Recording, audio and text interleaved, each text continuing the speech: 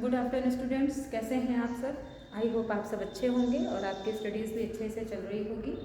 तो बच्चों, आज के टॉपिक में जो मैं इसके पहले पढ़ा रही थी आपको उपचारात्मक आहार, उसी सीरीज़ को मैं आगे ले चलती हूँ।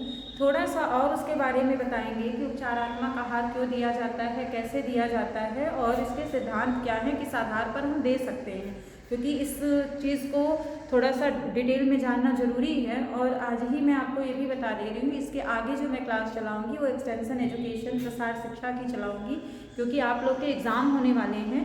इसलिए मैं थोड़ा सा हर पेपर से कोर्स लेके चल रही हूँ कि आपकी तैयारियाँ बराबर से होते रहे।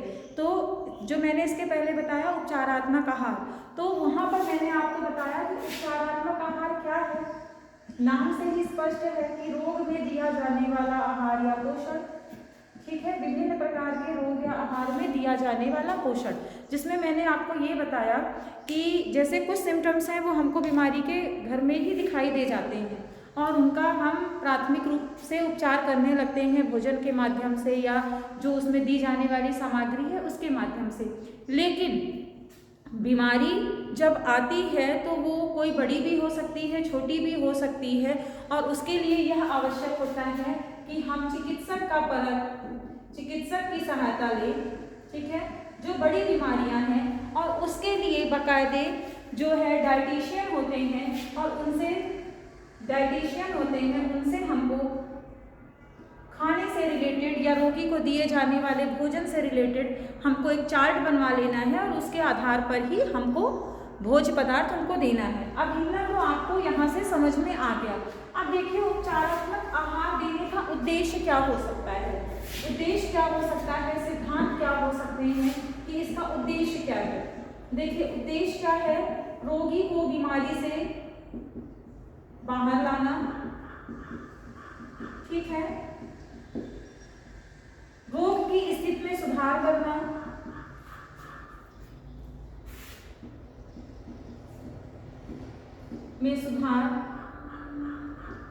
ठीक है, पर्याप्त देखभाल, ये सब इसके उद्देश्य है। मतलब एक रोगी के साथ हम कैसे उसकी केयर कर रहे हैं, कैसे उसको हम भोज्य पदार्थ दे रहे हैं, किस आधार पर दे रहे हैं, ये सारा इसका उद्देश्य है। कि देखिए मैंने इसके पहले की भी क्लास में बताया है कि जितनी दवाइयाँ जरूरी हैं उतना ही चिकित्सीय आहार भी जरूरी होता है। तो वही उसका उद्देश्य हो गया कि एक रोगी को जब हम भोजन के माध्यम से आहार देते हैं, उसकी संरचना में या उसके रूप में जो परिवर्तन करते हैं, वो आपका उपचारात्मक आहार हो गया।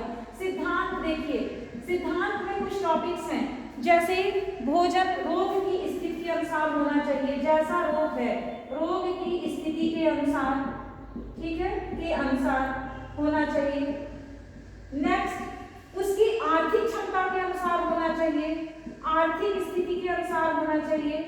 अब आर्थिक स्थिति के अनुसार क्यों हुआ, देखिए कोई व्यक्ति बीमारी ये देखकर नहीं आती कि हम अमीर के शरीर में जा रहे हैं कि गरीब के शरीर में जा रहे हैं, वो इस चीज़ को देखकर नहीं आती है। बॉडी में बीमारी ऐसी है कि आ जाती है, ठीक है, जब शरीर में कुछ असामान्यता या ऐसे लक्षण उत्पन्न होने लगते हैं या शरीर रोगग्रस्त होने लगता है तो बीमारी आ ही जाती है।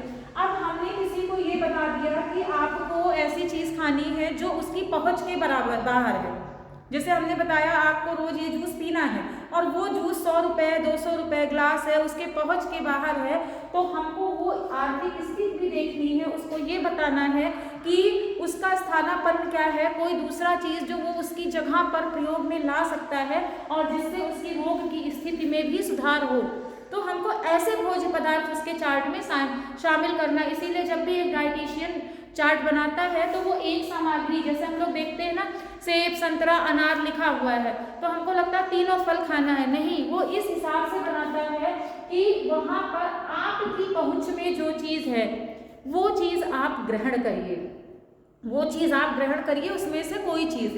अब संस्कृति के अनुसार एक जो है संस्कृति, धर्म, ये भी सिद्धांत है। अब देखिए हमारे समाज में सब तरह के लोग होते हैं, शाकाहारी हैं, मांसाहारी हैं, सर्वाहारी भी हैं। अब किसी शाकाहारी व्यक्ति को हम ये कहें कि तुम्हारे शरीर में इसकी प्रोटीन की कमी हो गई है या विटामिन B12 कम हो गया है या कोई भी ऐसी चीज़ जो अधिकतर नॉनवेज में देखने को मिल रही है, और हम उससे कहते हैं कि तुम मांस मछली अंडा ये खाओ, तो वो शाकाहारी शाकाहारी है वो क्यों खाएगा? वो कहेगा डॉक्टर साहब हम नहीं खाएंगे, हम मर जाएंगे। तो हमको क्या है, उसकी संस्कृति और धर्म को भी, अगर वो नहीं खा सकता है, वो नॉनवेज खाता है तो वो खा लेगा, वो सर्वाहारी है तो भी खा लेगा, लेकिन शाकाहारी है तो उसके साथ ये परेशानी दिखाई देगी। तो हमको क्या करना है, हमको ये बताना है कि आप इसकी जगह पर क्या दूध से बने पदार्थ, ऐसी चीज को का प्रयोग करिए जिससे आपके शरीर में प्रोटीन पहुंच जाए। ठीक, तो जो उसके पहुंच में है, तो ये सब चीजें भी हम माने रखती हैं। जलवायु को माने रखेगा। अब वो कहाँ रह रहा है, वहां पर हमने उसको कोई ऐसी चीज बता दी, वो चीज वहां पर मिलती ही ना हो, ठीक है, वहां पर ये चीज मिलती ही ना हो, तो वो कैसे उस चीज को ग्रहण कर पाएगा कि जिस चीज का वहां पर उत्पादन नहीं हो या वो चीज वहां पर प्राप्त नहीं हो रही हो। ठीक, और रोग की स्थिति मैंने पहले ही बताया, उसके शरीर में जैसी रोग है उसकी स्थिति के अनुसार हमको वो पोषण उसको देना ही देना है। इतना तो आपको समझ में आ गया। अब आगे चलते हैं।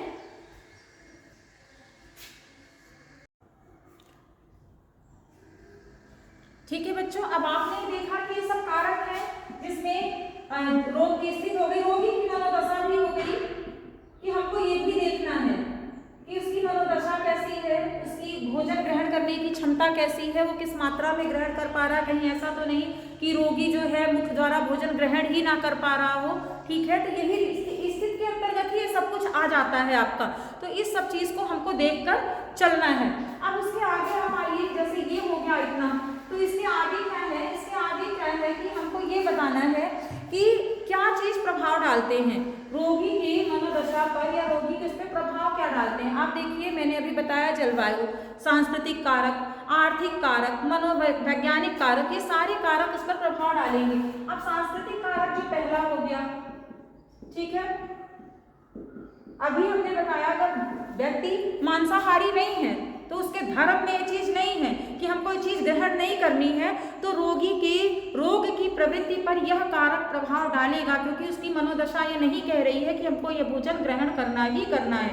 मनोवैज्ञानिक कारक, अब देखिए परिवार का बहुत बड़ा रोल होता है या अपने परिवार के सदस्य को बीमारी से बाहर निकालने का। मनोवैज्ञानिक कारक, जैसे घर में कोई व्यक्ति बीमार हो गया, अब उसको उपचार के साथ साथ आपके प्रेम और सहानुभूति की भी जरूरत है, उसकी रोग की स्थिति, क्योंकि एक रोगी जब वो बीमार होता है, बार बार हॉस्पिटल जाता है या दिखाता है, तो वो अगर ये समझता है कि हमको बहुत, कभी कभी वो छोटी सी चीज को भी बड़ी बीमारी समझ लेता है, तो उसको समझाना, उसकी मनोवृत्ति में परिवर्तन लाना, जो चिकित्सक उसके साथ है उनका व्यवहार अच्छा हो, घर के लोगों का व्यवहार अच्छा हो, जिससे उसके अंदर कॉन्फिडेंस लेवल बढ़े और वह जितना अच्छा आपके अंदर आत्मविश्वास होगा रोग से लड़ने के लिए, उतनी ही जल्दी एक रोगी जो है रोग से निजात पा लेता है। लेकिन अगर उसकी मनोवैज्ञानिक दशा, जैसे आप उसकी प्रॉपर देखभाल नहीं करेंगे, उसको सही समय पर आहार नहीं देंगे, भोजन नहीं देंगे, जो उसकी देखभाल संबंधी चीजें हैं उसको नहीं करेंगे, तो रोगी और ज्यादा कुंठित होता जाता है और बीमारियां उसके शरीर में बढ़ती जाती हैं। तो यह भी कारक हो गया। आर्थिक कारक, आर्थिक कारक क्या हो गया, अब मनोवैज्ञानिक है, सामाजिक है, सांस्कृतिक है, आर्थिक। देखिए आजकल दवाइयाँ बहुत महंगी हैं, व्यक्ति कहीं भी दवाइयाँ कराने जाता है, एक छोटी सी बीमारी होती है बुखार, क्योंकि डॉक्टर्स भी ये जान नहीं पाते कि व्यक्ति को ज्वर किस कारण से आया, या व्यक्ति के पेट में लगातार दर्द है तो किस कारण से है, व्यक्ति में वीकनेस है तो किस कारण से, तो वो बहुत सी जांचें लिख देते हैं, एक्सरे लिख देते हैं, लैब का खर्चा, एक्सरे का खर्चा। तो अगर व्यक्ति के पास उतने पैसे नहीं है तो वो सही से जाँच भी नहीं करा पाता, या उसकी आर्थिक स्थिति पर वो जाँच कराए, दवाई ले, कि अपने आहार की व्यवस्था करे। ये सब चीजें उसके मनोवृत्ति को भी परिवर्तित करती हैं, उसको जो है उसके ऊपर प्रभाव डालती हैं। तो यह भी एक बहुत ज्यादा महत्वपूर्ण कारक है कि मतलब जो उसके शरीर पर प्रभाव डाल रहा है। इसलिए ये जितना भी चीजें सब उपचारात्मक आहार के ही अंतर्गत है कि ये सब कारक है उसके ऊपर प्रभाव डाल रहे हैं, जिससे रोगी थोड़ा सा उसके रोग की प्रवृत्ति बढ़ती जाती है। इसलिए वहाँ पर मोटिवेशन की जरूरत होती है, वहाँ पर इस चीज़ की जरूरत होती है नहीं, जो जैसे है वो धीरे धीरे ठीक होगा। और इसके लिए आपको बताया जाए, अब तो बहुत सी योजनाएं भी चलाई गई हैं। इसके साथ साथ आप ये भी जान लीजिए, जैसे जितने भी आपके मेडिकल सेंटर हैं या जो आपके सरकारी अस्पताल हैं, उसमें बहुत सी मशीनें ऐसी लगा दी गई हैं जहाँ पर जांचें फ्री हो जा रही है, डॉक्टर्स भी कुशल बैठाए जा रहे हैं। अगर रोगी चाहे तो वहाँ पर जाकर भी अपने उपचार को करा सकता है, हाँ वहाँ पर उस समय वह उपलब्ध हो तो। क्योंकि सरकार द्वारा ऐसा किया गया है कि मशीनें, एक्सरे भी हो रहा है, अल्ट्रासाउंड भी हो रहा है, ब्लड टेस्ट भी हो रहा है, लेकिन उसके बावजूद भी जितना है ये उसकी आर्थिक स्थिति पर प्रभाव डालता ही डालता है, क्योंकि ज़्यादातर जांचें बाहरी होती हैं, सारी जांचें नहीं हो पा रही हैं या मेडिसिन नहीं मिल पा रही, तो व्यक्ति के ऊपर उसके एक्स्ट्रा खर्चे बढ़ जाते हैं, इसलिए रोगी के ऊपर इसका भी प्रभाव पड़ता ही पड़ता है। अब आगे आइए तो अब ये दिखाई पड़ रहा है कि अब रोगी को कैसा आहार देना चाहिए। जैसे कुछ तो चीज़ें एकदम नॉर्मल हैं जो आपको समझ में आ सकती हैं कि रोगी को हम कैसा आहार दे सकते हैं।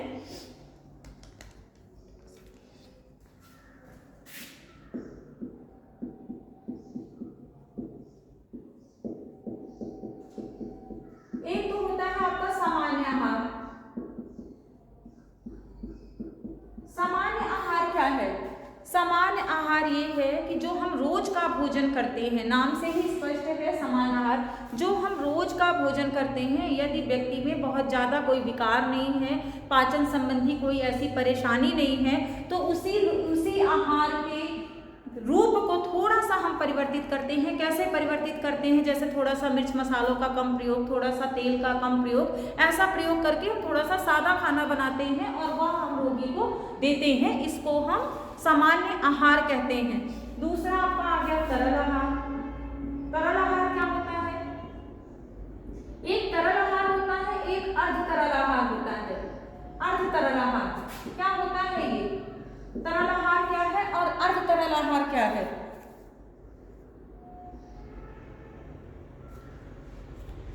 ये पूर्ण तरल हो गया, ये अर्ध तरल।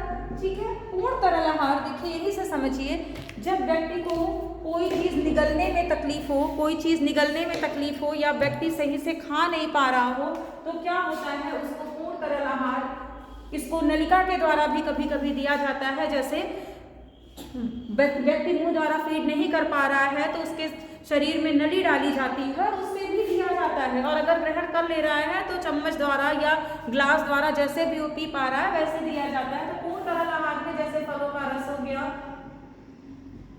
गया, दूध हो गया, दाल का पानी जो छाना जाए,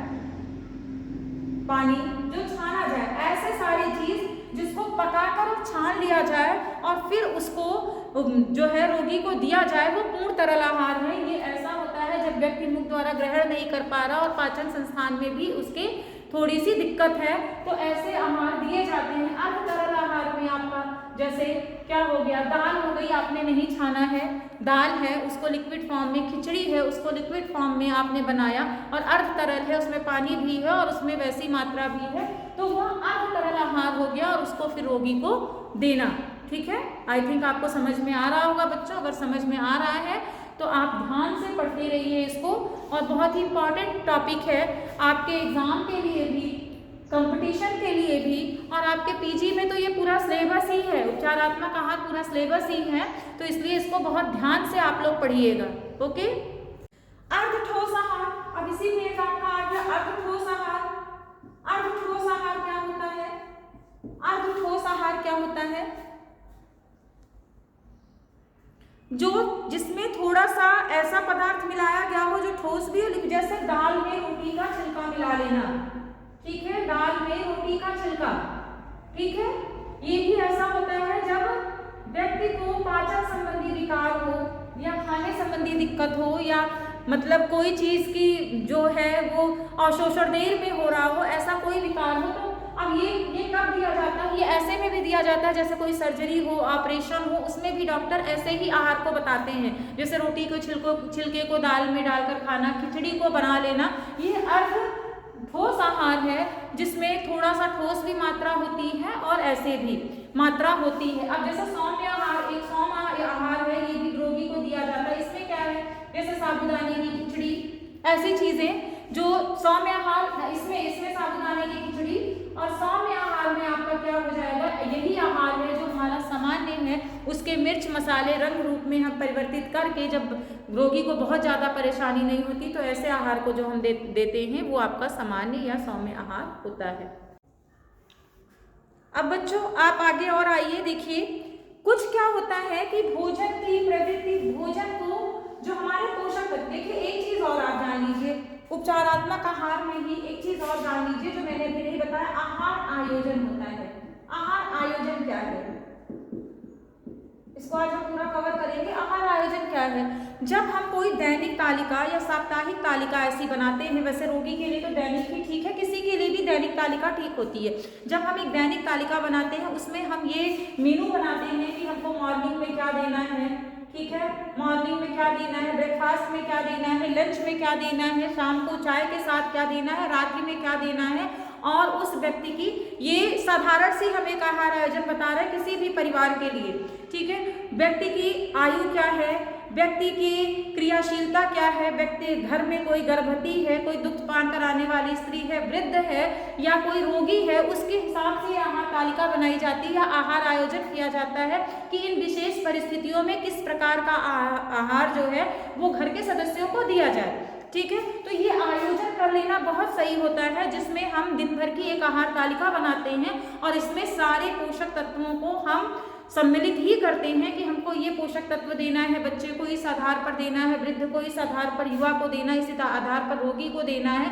ऐसे भोजन को इन तालिकाओं में सम्मिलित किया जाता है, ठीक। जैसा कोई गर्भवती है तो निश्चित है उसको दूध की जरूरत है, उसको फल की जरूरत है, उसको कैलोरीज, एक्स्ट्रा कैलोरीज की जरूरत है, तो उस आहार तालिका में इस चीज को सम्मिलित करना है। ऐसे घर में अगर कोई डायरिया से पीड़ित है तो आपको पता है, अगर आप दैनिक आहार तालिका बना रहे हैं कि अगर उसको डायरिया हुआ है या उसको तीव्र ज्वर है तो उसको अधिक मिर्च मसाले, टाइफाइड है, टाइफाइड को आप लोग जानते हैं आंतरिक ज्वर होता है, तो उसको हम तीव्र मात्रा में ये चीज जो मिर्च मसाले वाली चीज नहीं देना है। तो हमको उस तरह से भोजन के रूप रंग में परिवर्तन ला कर ही भोजन को बनाना है और उसी हिसाब से तालिका बनानी है। तो आहार तालिका क्या होती है, जो हम दैनिक रूप में अपने परिवार के भोजन से संबंधित तालिका बनाते हैं, जिसमें सभी लिंग, आयु, क्रियाशीलता या परिवार के सदस्यों की रुचि का भी ध्यान रखा जाता है। किसका किसका ध्यान रखा जाता है, आप देख लीजिए। आहार आयोजन में आवश्यकता, ठीक है, कैसी आवश्यकता है लोगों को, लिंग, किस किस लोगों, कैसे कैसे लोग हैं घर में, महिला है, पुरुष है, ठीक है, यही हो गया, ठीक। क्रियाशीलता के आधार पर,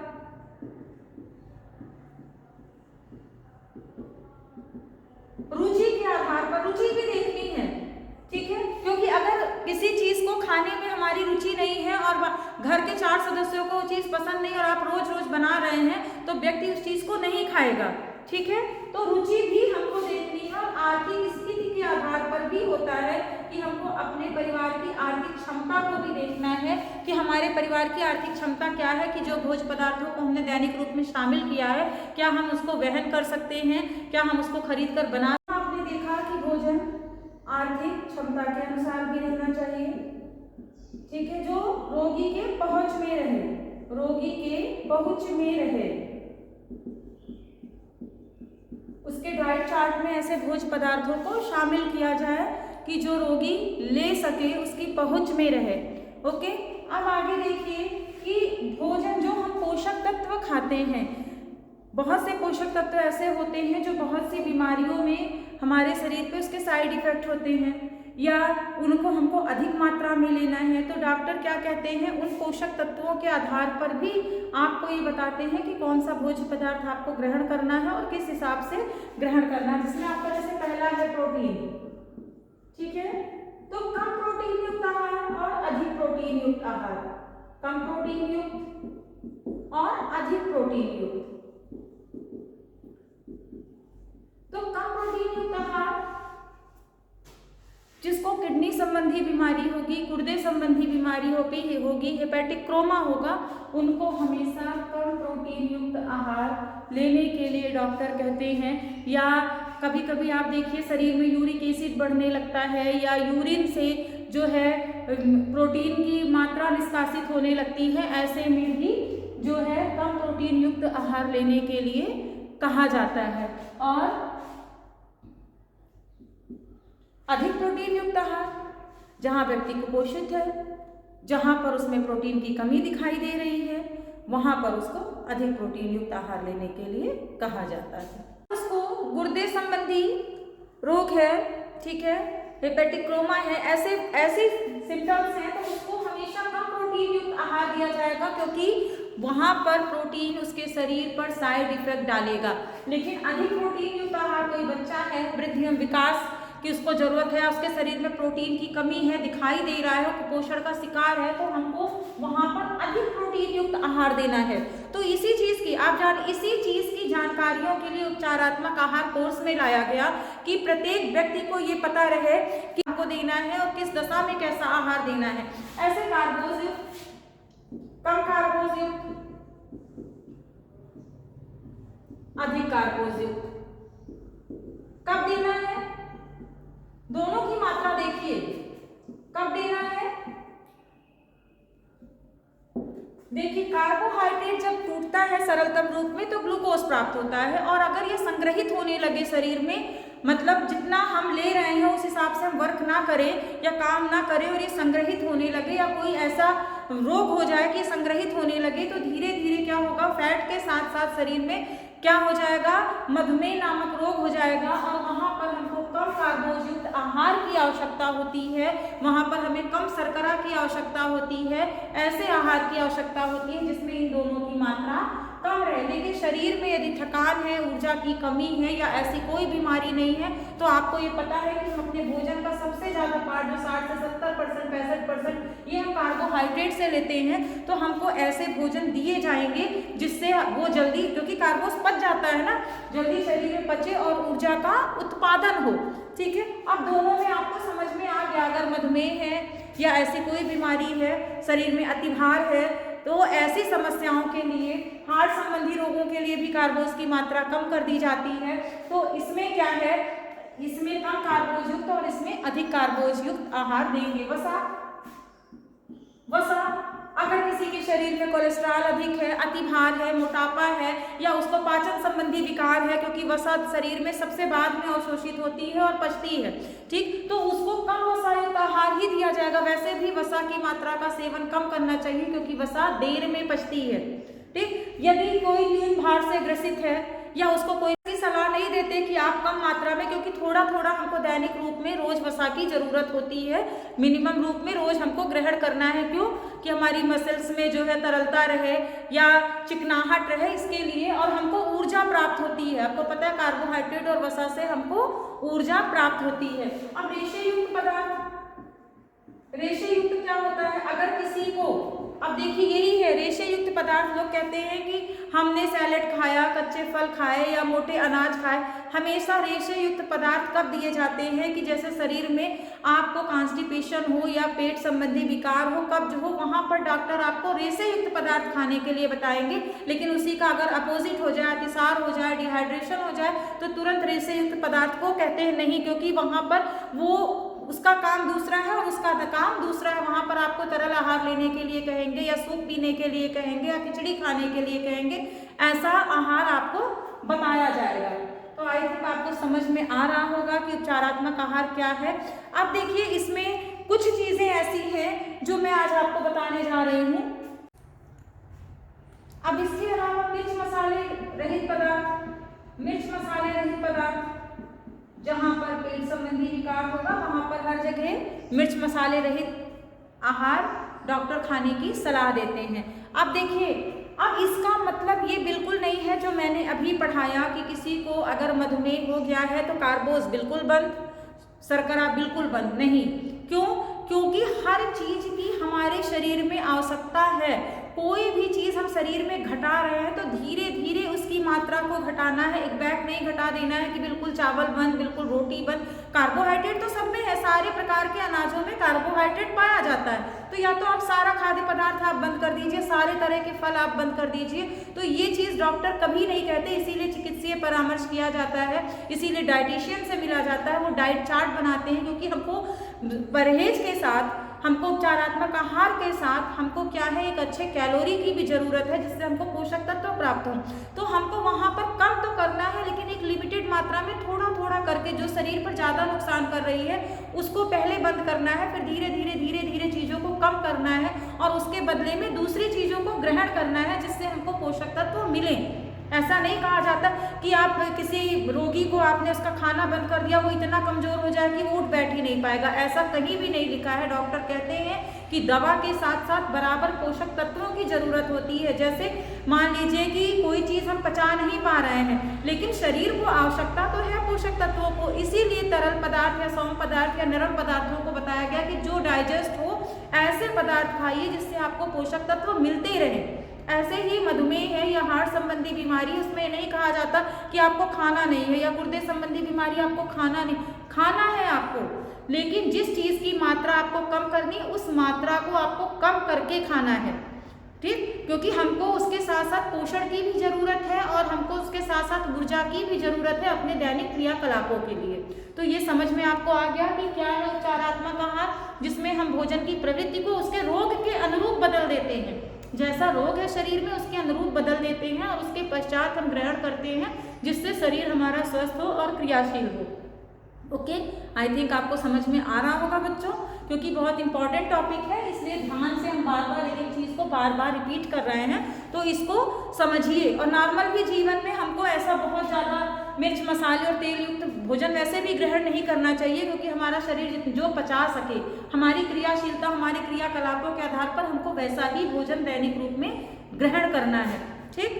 अब इसके साथ साथ आप देखिए कि कभी कभी स्थिति ये होती, जैसे अभी पेट संबंधी विकार हो या ज्वर हो या कोई ऐसी विकार हो जिसमें हमारा मुंह तो ठीक है, हम ग्रहण कर सकते हैं, तो हमको जो आहार दिया गया मुख द्वारा दे दिया गया, हमने खा लिया, जैसे हमको खिचड़ी खानी है तो हमने बैठ के खिचड़ी खा ली। लेकिन बहुत बार ऐसा होता है, बहुत बार कोई भयंकर बीमारी से पैरालाइज हो गया, ठीक है, या मुख काम ही नहीं कर रहा है, ग्रास नलिका में कोई दिक्कत हो गई, तो जिसमें व्यक्ति ग्रहण ही नहीं कर पा रहा है, जिसमें व्यक्ति ग्रहण ही नहीं कर पा रहा है, तो उसमें उसको पोषण कैसे दिया जाए। या शरीर में एकदम निर्जलीकरण हो गया हो, तो निर्जलीकरण में अगर आप मुख द्वारा ग्रहण भी कर पा रहे हैं तो तुरंत वो जल की जो हानि हुई है वो शरीर में तुरंत पूरी नहीं होती। तो इसके लिए दो तरह के पोषण को अपनाया गया। देखिए, मुख द्वारा तो जो पोषण है वो रोगी खा लेगा, दवाइयाँ खा लिया, खाना खा लिया, अब उसके बस आहार में आपको परिवर्तन लाना है कि आप नरम दे रहे हैं, ठोस दे रहे हैं, कैसा सौम्य दे रहे हैं, कैसा आहार दे रहे हैं। लेकिन जहाँ व्यक्ति उस चीज को ग्रहण नहीं कर पा रहा है, वहां पर आपको उसकी प्रवृत्ति में परिवर्तन, कि उसके शरीर में पोषण पहुंचे, ठीक है। अब मैंने क्या बताया, कभी कभी जो मुख द्वारा ग्रहण किया गया उसको तो हमने दे दिया, खिचड़ी है, दलिया है, साबूदाना है, जो मैंने बनाया वो दे दिया। लेकिन अगर वो इस स्थिति में नहीं है तो उसको एक नासिका आमाशयी पोषण, जैसे पैरालाइज हो गया शरीर या मुख द्वारा वो ग्रहण नहीं कर पा रहा, या शरीर इस अवस्था में नहीं है जिसमें मुख द्वारा उसको भोजन दिया जाए और पोषण की जरूरत भी है, तो उसमें एक नली डाली जाती है जो आमाशय तक जाती है, और उसके माध्यम से डॉक्टर फार्मूला बताते हैं। अब वो पूरा पूर्ण तरल आहार होता है, क्योंकि नहीं तो नली के माध्यम से वो जा ही नहीं पाएगा। उसमें वो चाहे सूप बताएंगे, चाहे दाल का पानी पर बताएंगे, जो भी चीज बताएंगे, फलों का जूस, उसको छान कर और इस नली के माध्यम में, उसके माध्यम से उसके आमाशय में पहुंचाया जाता है, जितना वो मात्रा बताते हैं कि एक टाइम में इतनी मात्रा देनी है जिससे रोगी को पोषण प्राप्त हो।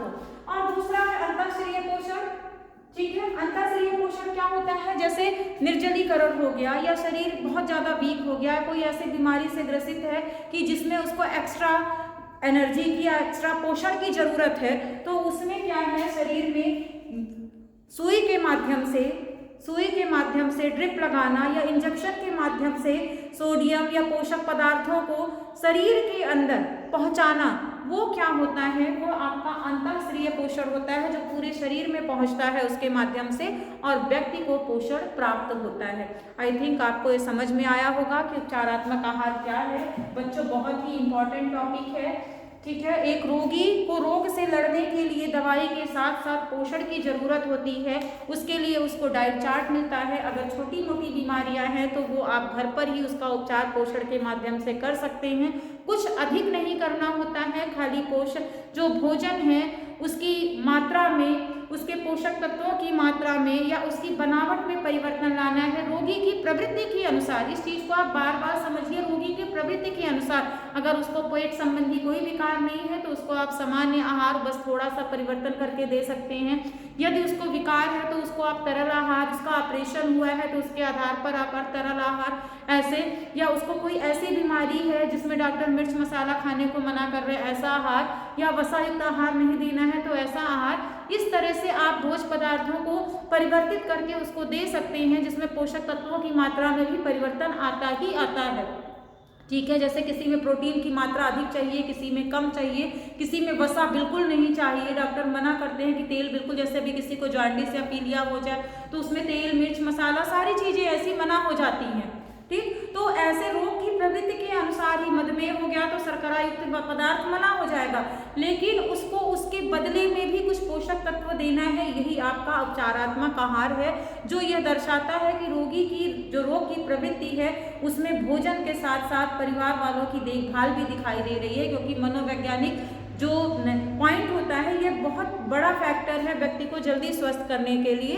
तो ये आपका उपचारात्मक आहार था। आई थिंक आपको समझ में आया होगा और आप पढ़ते रहिए बच्चों। नेक्स्ट क्लास जो मैं पढ़ाऊंगी वो एक्सटेंशन एजुकेशन मतलब प्रसार शिक्षा पर पढ़ाऊंगी, क्योंकि आपके एग्जाम आने वाले हैं तो आप तैयारियां करते रहिए। अगर कुछ आपको एक्स्ट्रा टॉपिक पढ़ना है तो आप नीचे कमेंट में कर सकते हैं।